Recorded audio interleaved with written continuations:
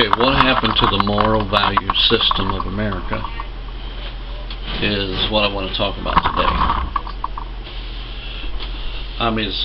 The moral value system of America hasn't just been on a decline, but the value system of America is shot. It's non-existent, except for in just a few folks that love the Lord, and folks that go to church, folks that care about the things that God cares about. And when I talk about the moral value system, some people say, well, you can be a good person without going to church, without believing in God. And yeah, you can be a good person like not robbing banks, and you can be a good person like not beating up on the innocent and things like that. But our moral value system goes a lot deeper than that. Like, somebody can teach you the right things to do all the days of your life, but unless you have a conviction of those things, then you're not going to hold out to the very point of giving your life for that. And yes, it does make a difference when it comes to war, when you're fighting a battle like in Iraq, when a lot of those people, the value system that they had, the people never held to their value system when it comes to defending it with their life. Time after time after time again, when those men were confronted with a battle situation to stand and fight for who they are, they threw their guns down and ran. They had no conviction. They were not ready to give their lives for what they believed in. And where that comes from is the value system of the family. It comes directly from the family.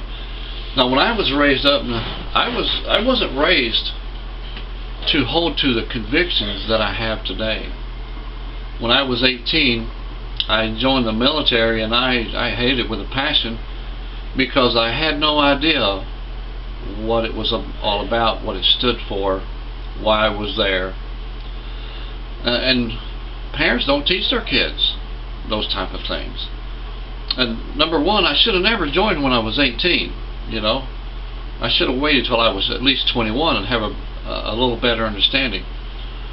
But in Germany, in order to get back during when Hitler was in power in the 1940s, 30s and 40s, they would take the children of young people, of families, children of 5 or 6 years of age, and they would raise those children in the military type style to have the convictions, to have the moral values that they wanted them to have. They'd literally just take them when they were really young, 4, maybe 5 years, about the time they were about ready to go to school, I guess, about that age.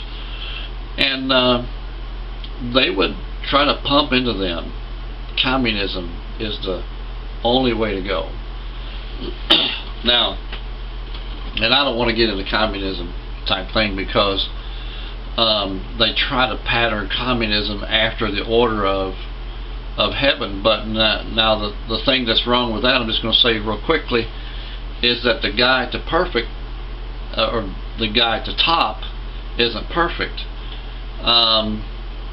When you have a system set up like that, the fellow at the top has to be willing to give everything at every need.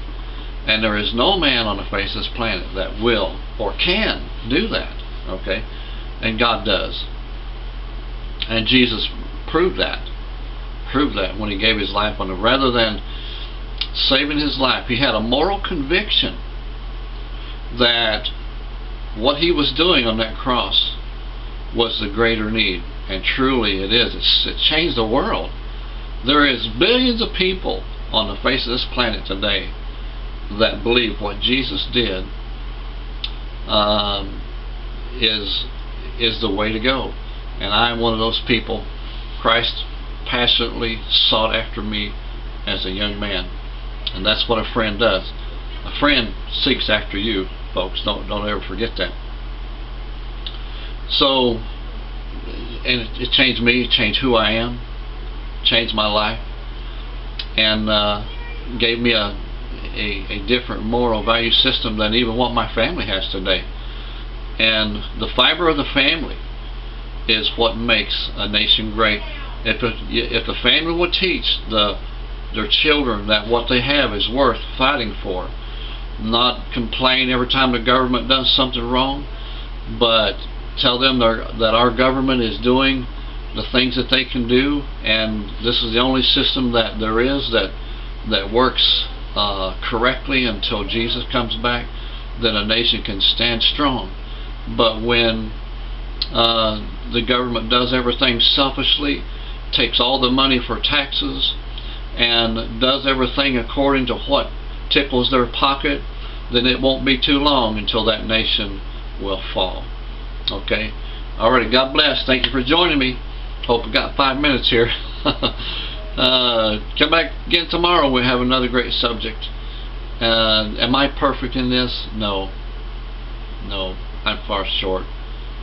But I love that which God has set for me to do. And eventually, I hope to please Him in what I'm doing. And maybe somehow